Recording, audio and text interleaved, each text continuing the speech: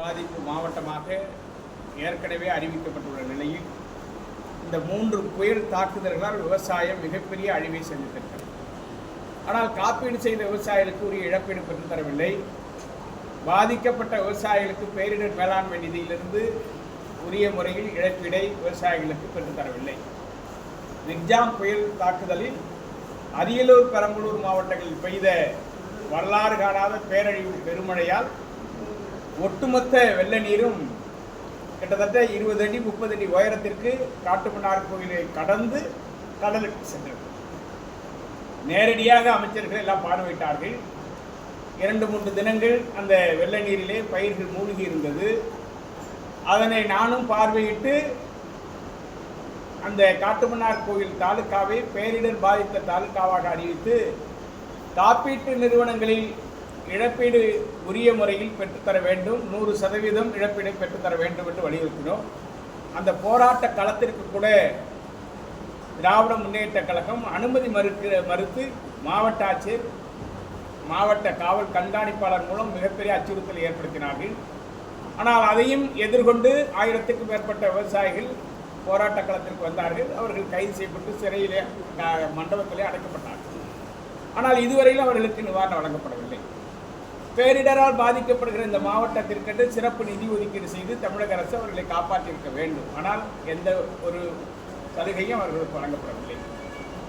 தமிழக அரசால் வழங்கப்படுகிற டிராக்டர் உள்ளிட்ட அறுவடை இயந்திரங்கள், மானிய விலை வழங்கப்படுகிற அந்த திட்டங்கள் கூட அரசியல் பாகுபாட்டோடு தன் கட்சி நிர்வாகிகளுக்கு வேளாண் துறை அமைச்சரை நேரடியாக தேர்வு செய்து வழங்கியுள்ளார் என்கிற குற்றச்சாட்டை சொல்லியிருக்கிறார். பாதிக்கப்படுகிற விவசாயிகள் வேளாண்மை துறை தனது மாவட்டத்தை சார்ந்தவரே வேளாண்மை துறைக்கு அமைச்சராக இருப்பதால் அவரை சந்தித்து முறையிடுவதற்கு கூட அனுமதிக்கவில்லை. அவர்கள் விவசாயிகள் இங்கே கலந்துரையாடல் கூட்டத்தில் சொன்ன கருத்தின் அடிப்படையில் அவர்கள் சொல்லுகிற கருத்து ஹிட்லர் ஆட்சியை போல நமது வேளாண்மை துறை அமைச்சர் கடலூர் மாவட்டத்தில் விவசாயிகளை கையாண்டார் என்கிற குற்றச்சாட்டை சொல்லியிருக்கிறார். அதே போல நமது காவிரி டெல்டா பாதுகாக்கப்பட்ட வேளாண் மண்டலம் சிதம்பரம் பகுதி, வீராணம் பாசன பகுதி, அந்த பகுதியில் நிலக்கரி விரிவாக்க பணி துவங்குவதற்கு ஆய்வு செய்வதற்கு சட்டவிரோதமாக அனுமதி கொடுத்து கிட்டத்தட்ட 10க்கும் மேற்பட்ட ராட்சத இயந்திரங்களை கொண்டு ஆங்காங்கு ஆய்வு பணிகளை துவக்கினார். இதனை எதிர்த்து போராடுவதற்கு கூட அனுமதி மறுக்கப்பட்டது. நான் அதையெல்லாம் தடையை மீறி அந்த போராட்டங்களை நடத்தியதனுடைய விளைவு அது திரும்ப பெறப்பட்டிருக்கிறது. இனி இந்த நேரத்தில் இந்த நிலக்கரி சுரங்கத்திற்கு மிகப்பெரிய அளவில் நிலங்கள் கையகப்படுத்துகிற நிலை வரலாம் என்கிற அச்சம் இன்றைக்கு ஏற்பட்டிருக்கிறது. ஒட்டுமொத்தமாக விவசாயிகள் நலன் காக்க, உரிமைகள் காக்க ஆட்சி மாற்றம் ஒன்றே தீர்வு என்கிற அடிப்படையில் விவசாயிகள் கருத்துக்களை வழங்கியிருக்கிறார்கள். எனவே வருகிற சட்டமன்ற தேர்தல் களம் என்பது விவசாயிகளுக்கான உரிமைக்கான போராட்ட களமாக இந்த தேர்தல் களம் உருவாகும். அதே போல நிலக்கரி சுரங்கத்திற்கு இடம் கொடுத்தவர்கள் 25 ஆண்டு காலமாக இன்றைக்கும் தற்காலிக பணியாளர்களாக வேலை பார்க்கிறார்கள். தனக்கு குடியிருப்பதற்கு கூட வீடுகளை இழந்து அதிக மதிப்புள்ள நிலங்களை எல்லாம் நிலக்கரி சுரங்கத்துக்கு கொடுத்துவிட்டு இன்றைக்கு தற்காலிக பணியாளர்களாக நாளொன்றுக்கு 500 ரூபாய் 600 ரூபாய் சம்பளம் வாங்குகிற வகையிலேயே 28 ஆண்டுகளாக பணியாற்றி வருகிறார். அப்படி மோசமான நிலைக்கு தள்ளப்பட்டிருக்கிற கடலூர் மாவட்டத்தில் விவசாயிகளை பாதுகாப்பதற்கு, விளைநிலங்களை பாதுகாப்பதற்கு விவசாயிகள் ஒன்றுபட்டு இந்த தேர்தல் களத்தை அணுகியிருக்கிறார்கள். ஆட்சி மாற்றம் ஒன்றே தீர்வு என்கிற அடிப்படையில் விவசாயிகள் அணுகுமுறையை கையாள உள்ளார்கள். சமீபத்தில் டெல்டா மாவட்டத்திற்கு வந்த முதல்வர் பார்த்தீங்கன்னா, நான் டெல்டாக்காரன் விவசாயிகளுக்கு நிறைய சலுகைகள் தான் வழங்குறதாகவும் தேர்தல் அறிக்கையில் அதெல்லாம் குறிப்பிட்டிருக்காங்க. அதையெல்லாம் நீங்கள் எப்படி பார்க்குறீங்க? அவர் சொல்லுகிற அறிக்கை 2021 கொடுத்த தேர்தல் அறிக்கையில் கொடுக்கப்பட்ட வாக்குறுதி எதை நிறைவேற்றவில்லை. 2021 2500 ரூபாய் நெல் குவிண்டால் ஒன்றுக்கும் 4000 ரூபாய் வாழை கரும்புக்கும் தருவோம் என்று சொன்னார்கள்.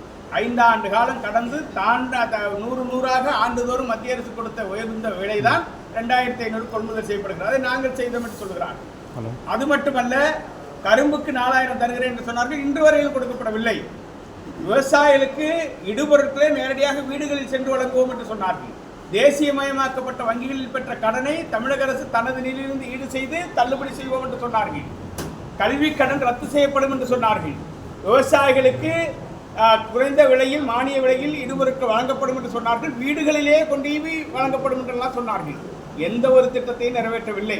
காய்கறிகள், பழ வகைகளுக்கு மாவட்டங்கள் தோறும் விலை நிர்ணய குழுக்கள் அமைத்து குறைவில்லாத வகையில் விவசாயிகளை பாதுகாக்கிற வகையில் சந்தைப்படுத்தப்படும் என்ற உத்தரவாதம் தேர்தல் அறிக்கையில் இருக்கிறது. இப்படி கொடுத்த எந்த உத்தரவாதங்களையும் அறிக்கைகளையும் கடந்த 5 ஆண்டு காலத்தில் திமுக அரசு நிறைவேற்றாமல் மாறாக பாதுகாக்கப்பட்ட வேளாண் மண்டலத்தில் பேரழிவு திட்டங்களை செயல்படுத்துவதற்காக முனைந்தார்களே தவிர விவசாயிகளுக்கான கொள்முதலை கூட தனியாருக்கு தரவற்றார்கள். காவிரி டெல்டா உட்பட சென்ற ஆண்டு 2025 அதற்கான அரசாணை வெளியிடப்பட்ட உடனேயே அந்த அரசாணையை கொண்டு போய் திருக்கோளவில் கலைஞர் பிறந்த வீட்டுக்கு முன்னால் நான் தீயிட்டு கொளுத்தினோம் விவசாயிகள்.